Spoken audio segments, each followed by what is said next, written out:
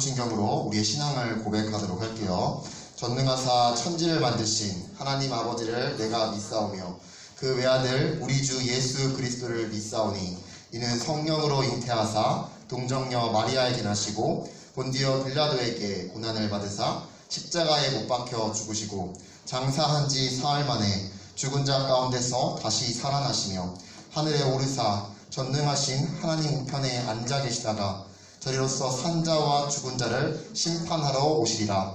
성령을 믿사오며 거룩한 공예와 성도가 서로 교통하는 것과 죄를 사하여 주시는 것과 몸이 다시 사는 것과 영원히 사는 것을 믿사옵나이다. 아멘. 오늘 말씀은 마태복음 21장 1절부터 11절까지의 말씀이에요. 찾아보도록 할게요.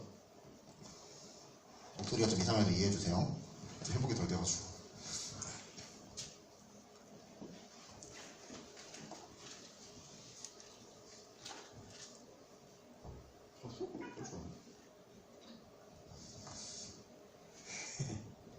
이제 자꾸 이제 피차이 안 주는구나.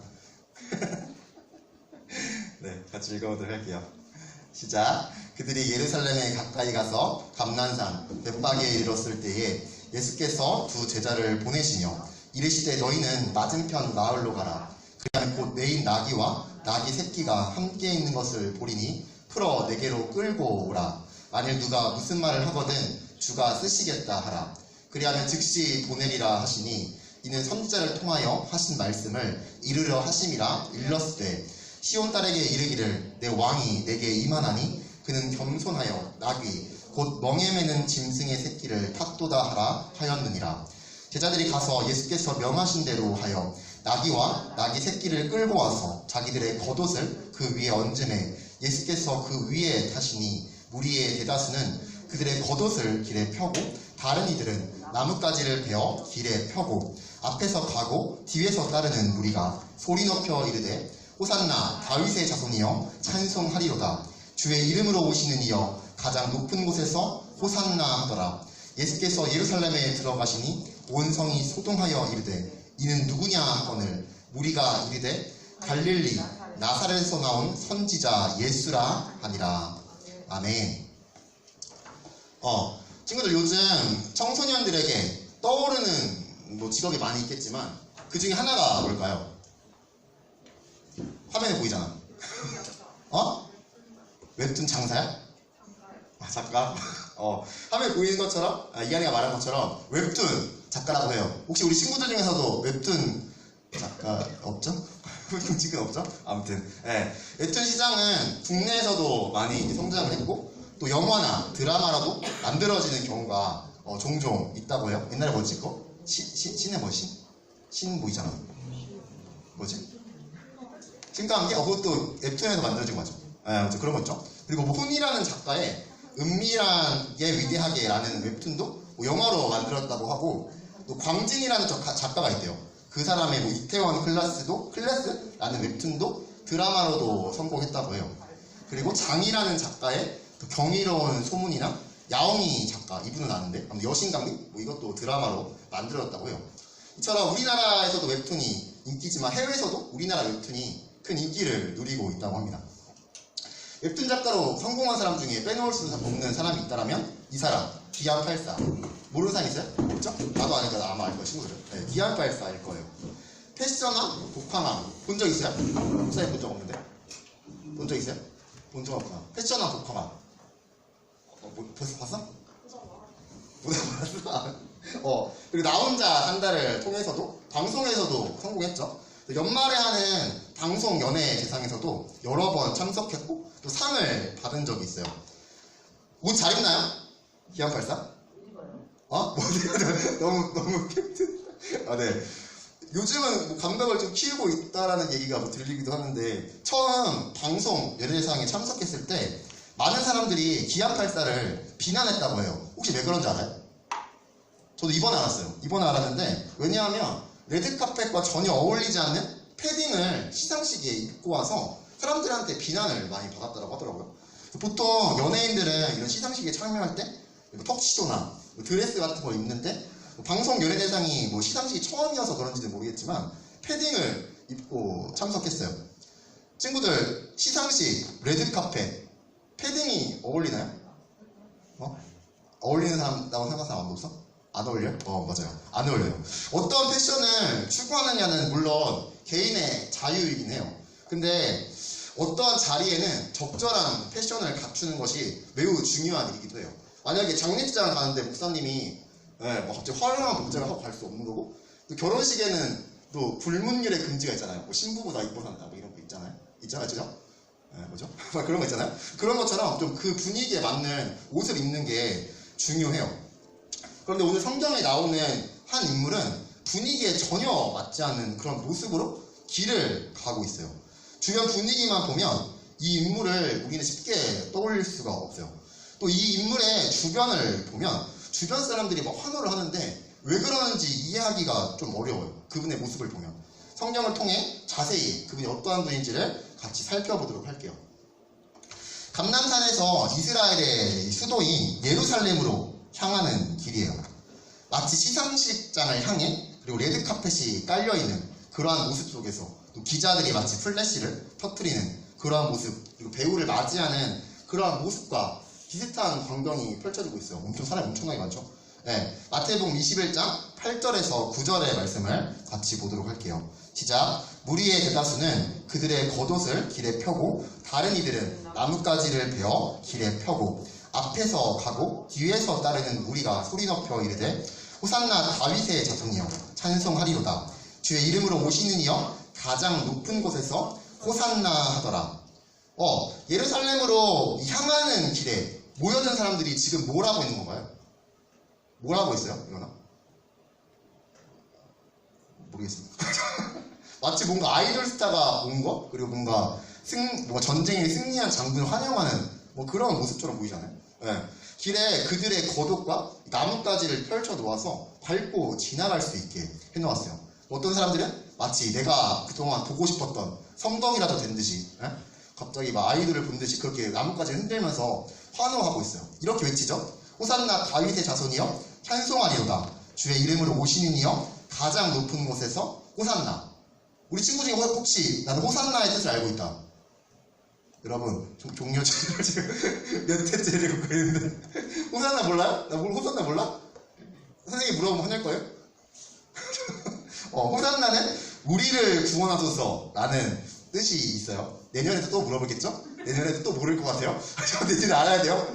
사람들은 우리를 구원하소서 다윗의 자손이여 찬송하리로다. 주의 이름으로 오시는 이여 가장 높은 곳에서 우리를 구원하소서라고 지금 외치고 있는 거예요. 8절과 9절만 보면 지금은 그런 상황 같아요. 마치 누군가 위대한 인물이, 너무나도 위대한 인물, 그리고 누군가 힘이 있는 인물, 또 누군가 이 모든 사람들을 구원해 줄 수 있는 그러할 만한 사람이 바로 예루살렘으로 들어오는 것 같은 그런 모습이에요. 마치 지금 뭔가 우크라이나와 러시아 간의 전쟁이 있는데 거기서 뭔가 승리하고 돌아오는 장군의 모습, 그렇게도 비춰볼 수가 있을 것 같아요. 그리고 승리한 왕을, 승리한 장군을 환영하는 모습처럼 보이기도 해요. 그렇다고 사람들이 깔아놓은 이 겉옷과 나뭇가지를 밟고 사람들이 환호를 받으며 예루살렘으로 들어오시는 이분은 누구실까요? 이건 초등부에서 맞추는 질문이에요. 누구예요? 입을 여세요? 누구십니까? 몰라? 진짜 몰라? 유치부도 알겠다. 이거는 누굽니까? 누구한테 환호하고 있는 거예요? 예수님, 그쵸? 유치부인 줄 알았어요 지금. 예수님은 지금 어떠한 모습으로 예루살렘으로 들어가고 있는 걸까요? 성경은 예수님의 외모나 입으신 옷에 대해서는 전혀 말해주고 있지 않아요. 그렇지만 예수님은 공생애 3년 내내, 그분이 사역한 시간을 공생이라고 하거든요. 3년 내내 이곳저곳을 방문하면서 복음을 전하셨어요.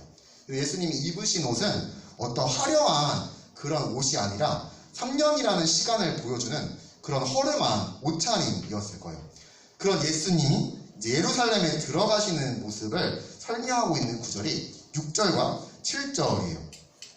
같이 읽어보도록 할게요. 시작. 제자들이 가서 예수께서 명하신 대로 하여 나귀와 나귀 새끼를 끌고 와서 자기들의 겉옷을 그 위에 얹음에 예수께서 그 위에 타시니. 예수님은 사람들의 환호를 받으면서 나귀 새끼를 타고 예루살렘으로 들어가셨어요. 사람들이 환호하는 모습만 보면 아까도 얘기했던 것처럼 마치 되게 높은 지위에, 그죠? 뭐 대통령이라도 온 듯 한 그런 모습이어야 될 것 같아요. 그런 모습으로 예수님이 오셔야 될 것 같아요. 막 경호원들 막 이끌고 막 고급 세단을 타고 이렇게 오셔야 될 것 같은데, 그런 멋진 말을 타고, 이 시간에 멋진 말이겠죠? 멋진 말을 타고 그렇게 오셔야 될 것 같은데, 근데 실제로 지나가시는 예수님의 모습을 보면 오히려 이스라엘의 이곳저곳을 다니시면서 복음을 전하시느라 지쳐 계신 모습이었고, 그리고 그분이 타신 동물은 나귀의 새끼였던 거예요. 그냥 나귀도 아니고 자기의 새끼예요. 그러니까 어울리지 않는 장면이죠. 마치 개선한 장군이나 대통령이 오는 거였으면 멋진 뭐 흰말을 타고 오고 주변에 막 같이 경호한 사람들이 있고 이런 위풍당당한 모습이 되는데, 그런 모습이 전혀 아닌 거예요. 그런데 이런 어울리지 않는 장면 같은 이런 상황 때문에 예루살렘은 큰 소동이 일어났어요. 10절의 말씀을 같이 읽어볼게요. 시작. 예수께서 예루살렘에 들어가시니 온 성이 소동하여 이르되 이는 누구냐 하거늘. 예수님이 나귀 새끼를 타고 예루살렘으로 들어가시는 모습을 본 많은 사람 중에 예수님을 모르는 사람도 분명히 있었을 거예요. 그렇죠? 뭐 아이들 막 온다고 해서 친구들은 다 알아볼 수 있겠지만 목사님은 못 알아볼 수도 있고 선생님은 못 알아볼 수도 있어요. 난 BTS 솔직히 말하면 매칭이 잘 안 되긴 하거든요. 네, 아무튼 그런 거 있어요. 아무튼 그래가지고 모르는 사람도, 예수님 모르는 사람도 있었을 거예요. 저 사람은 과연 누군가, 이런 사람들, 그리고 수근수근 거리는 사람들도 있었을 거예요. 사람들이 환호하는 거를 보면 꽤 대단한 사람인 것 같은데, 예루살렘으로 들어가는 그 모습을 보니까 되게 초라한 모습으로 오거든요.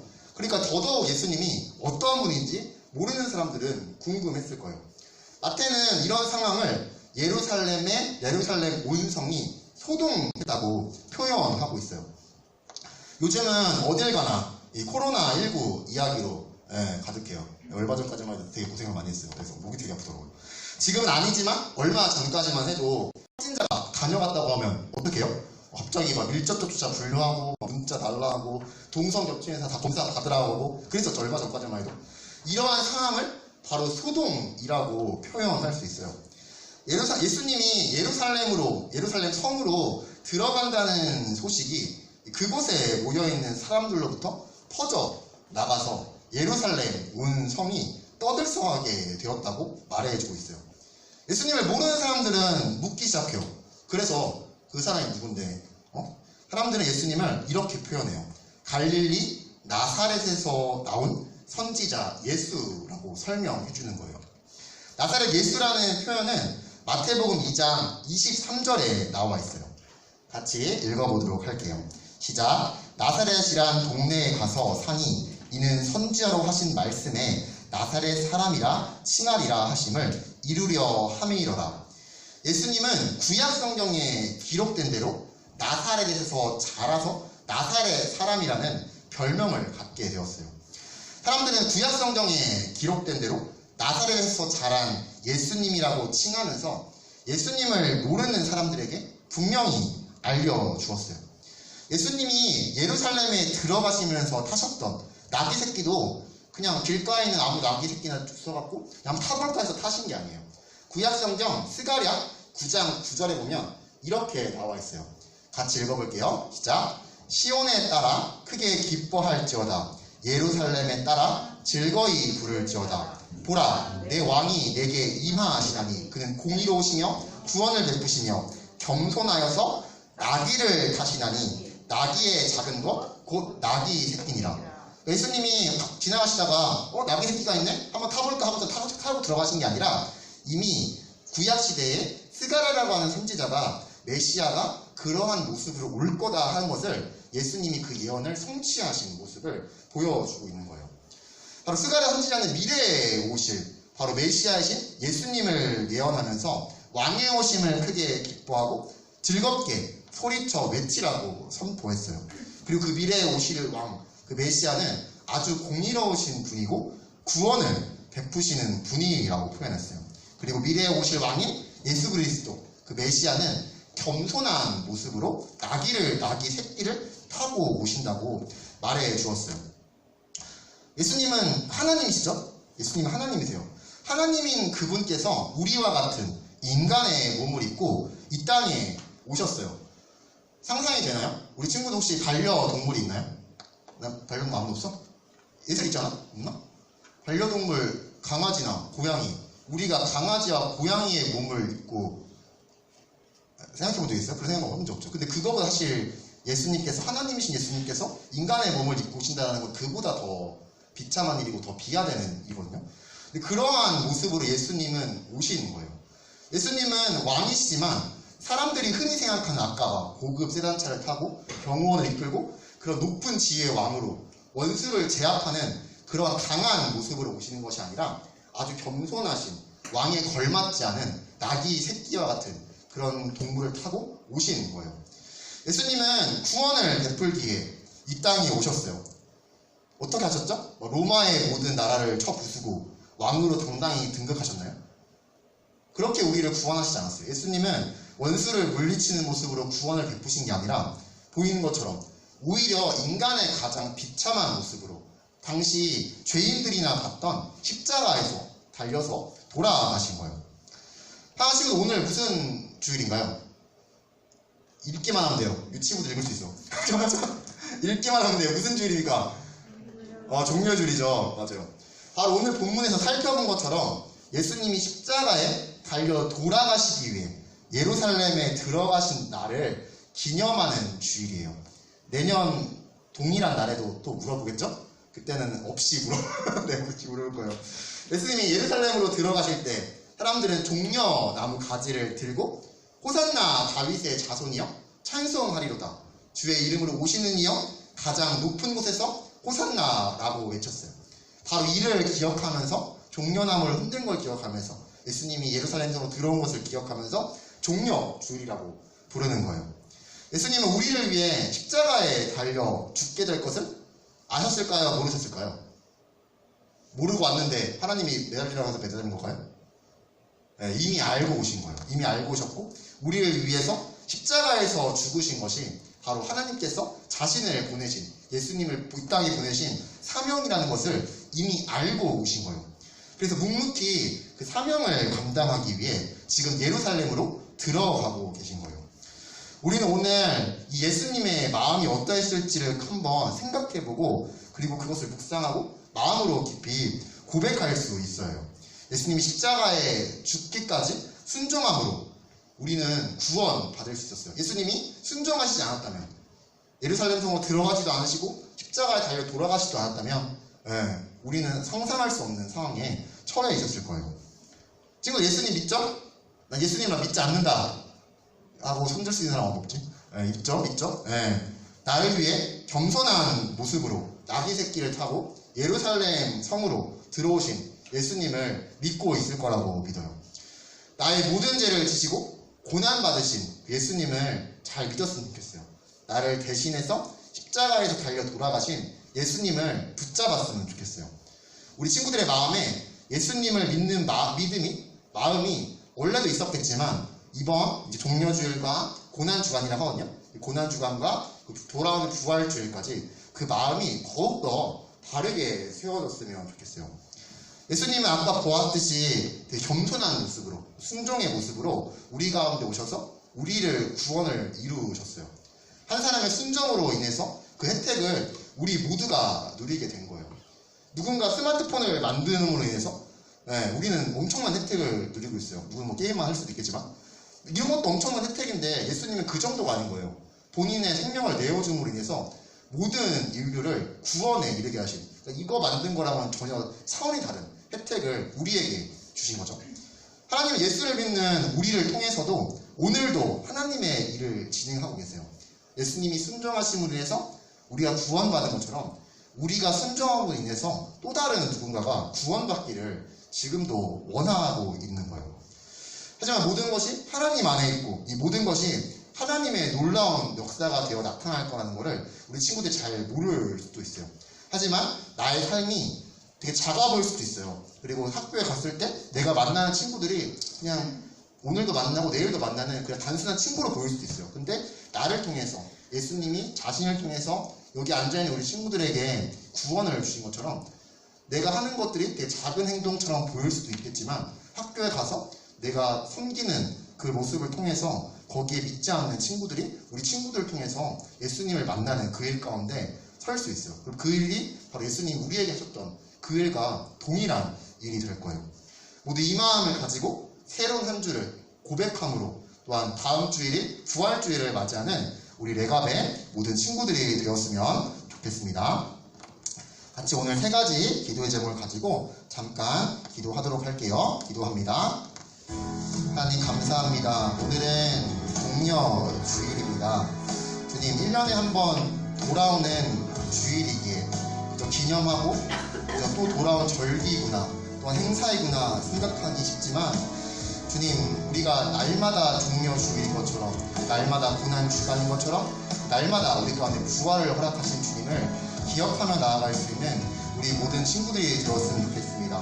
주님 코로나의 어려운 상황 가운데서도 우리 친구들 새로운 학기를 시작하며 또한 많은 확진자가 주변에 속출하는 그러한 학업의 환경 가운데서도 열심히 공부하며 나아가고 있는 우리 친구들을 지켜주시고 또한 코로나로부터 안전하게 지켜주시고 설사 걸렸다 하더라도 어려움 없이 고통 없이 잘 지나갈 수 있도록 주님 도와주시고 또한 학교에 나아가는 것이 그냥 공부하기 위해서 나아가는 시간들이 아니라 지금 예수님께서 그분이 죽으심으로 인하여서 우리에게 구원의 혜택을 우리 모두에게 허락하셨던 것처럼 내가 하는 작은 행동들이 그게 작게 보이고 보잘것없어 보이고 아무것도 아닌 것처럼 보일 수도 있겠지만 아니 우리가 나아가서 우리 친구에게 학용품을 빌려주고 또 그들의 어려움을 같이 들어주고 그들의 위로해주는 것을 통하여서 예수님이 하셨던 그 사역 못지않게 우리 친구들도 학교에서 가정에서 그리고 많은 환경 가운데서도 예수님께서 하셨던 그 사역을 동일하게 할 수 있는 그 능력과 사랑을 은혜를 가지고 있는 것이 우리 친구들인 줄로 믿습니다.